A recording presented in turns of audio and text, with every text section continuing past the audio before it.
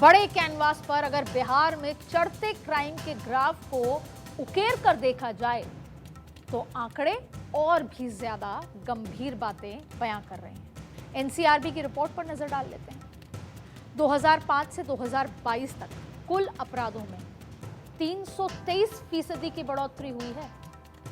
फिर 2005 से 2025 के बीच हत्या की कोशिश और गंभीर अपराधों में 226% की बढ़ोतरी हुई। और इसी तरह महिला अपराध के मामले में भी बिहार के अंदर 226% की बढ़ोतरी दर्ज की गई।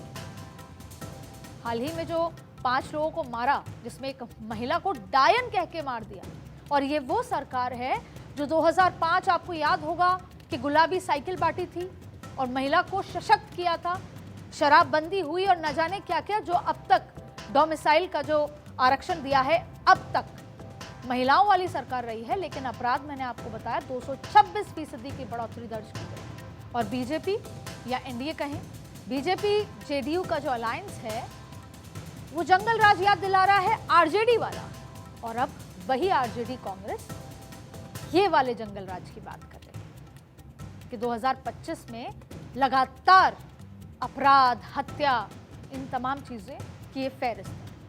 अब वैसे जिन लोगों ने बिहार में जंगल राज का दौर को जिया है वो ये जरूर कहेंगे कि ये आंकड़े कुछ भी नहीं, वो इन आंकड़ों से शायद ही इत्तेफाक रखेंगे। लेकिन तब बिहार में अपराध को न सिर्फ सियासी संरक्षण जैसा रुतबा हासिल था, बल्कि तब फिरौती, अपहरण का बाकायदा उद्योग चला करता था। सुप्रीम कोर्ट का वर्डिक्ट आपको याद होगा।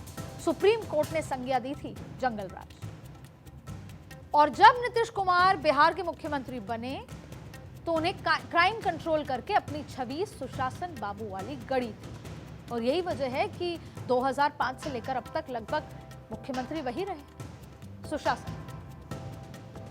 पर आज करीब 20 साल बाद नीतीश कुमार का सुशासन कटघरे में खड़ा है, और नीतीश कुमार अपने सुशासन राज में चढ़ते क्राइम के इस ग्राफ पर खामोश है। और शायद इसीलिए पॉलिटिकल पार्टीज नई नई घोषणाएं करके जनता का माइंड डाइवर्ट करना चाहती हैं, लेकिन माइंड डाइवर्ट होता नहीं। कह सकते हैं कि नीतीश बिहार में बढ़ते क्राइम को देख अब बैकफुट पर आ गए हैं, और कहीं ना कहीं बीजेपी भी इस मौके का फायदा भुनाने के रास्ते तलाश रही है। इंटरनल खींचतान।